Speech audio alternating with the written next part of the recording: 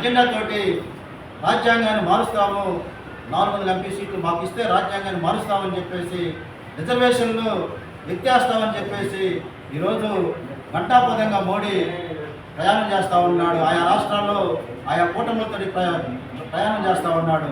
ఈ రాష్ట్రంలో మోడీ యొక్క విధానాలకి, మోడీ యొక్క రాజ్యాంగాన్ని మార్చే బంధానికి ఇక్కడ టీడీపీ, జనసేన జతకట్టి రాజ్యాంగాన్ని మార్చడానికి, అంబేద్కర్ మనకి ఇచ్చిన హక్కుల్ని కలరాయడానికి ఇదంతా కుట్ర పన్ని మోడీతో జతకట్టి ఆ దళితుల అభివృద్ధిని అడ్డుకోవటానికి ఒక కపట క్రమంలో నటిస్తూ ఉన్నారు.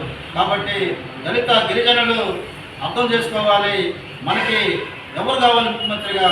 అంబేద్కర్ రాజ్యాంగాన్ని మనం రక్షించుకోవాలంటే మనం ఎవరికి ఓట్లు వేయాలో మీరు నిర్ణయించుకోవాలి. ఖచ్చితంగా మన అభివృద్ధి జరగాలంటే ఖచ్చితంగా మరోసారి జగన్ ముఖ్యమంత్రిగా చేసుకోవాలి. అంతేకాకుండా ఈరోజు అన్ని రాష్ట్రాల్లో కూడా ఈరోజు రాజ్యాంగాన్ని మారుస్తారని చెప్పేసి అందరూ భయభ్రాంతులతోటి, అభద్రత భావంతో దళితులు జీవిస్తూ ఉన్నారు.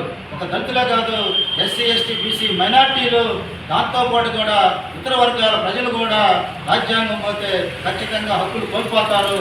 ఆ దిశగా ఖచ్చితంగా మోడీ యొక్క ఆర్ఎస్ఎస్ యొక్క రాజ్యపాలనే ఈ యొక్క రాజ్యాంగాన్ని మారిస్తే కొనసాగింది. కాబట్టి మోడీని ఓడించాలంటే ఖచ్చితంగా ఇక్కడ చంద్రబాబుని, పవన్ కళ్యాణ్ ఇద్దరు కూడా చిత్తుగా ఓడించి ఖచ్చితంగా దళిత పనుల నుంచి తరిగి పట్టాలని చెప్పేసి నేను ఐపీఎల్ నుంచి పిలుపునిస్తా ఉన్నాను.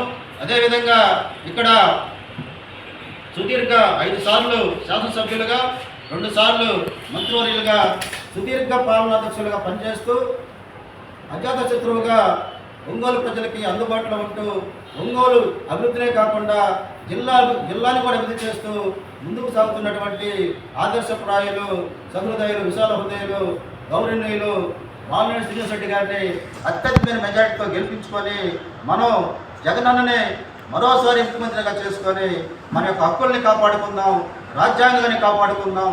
వైసీపీ గెలుపుతోనే దళితుల గెలుపు అని మీరు తెలుసుకోవాలని చెప్పేసి నేను దళిత ప్రజానీకానికి దళిత సంఘ ఐక్యం నుంచి పిలుపునిస్తా ఉన్నాను.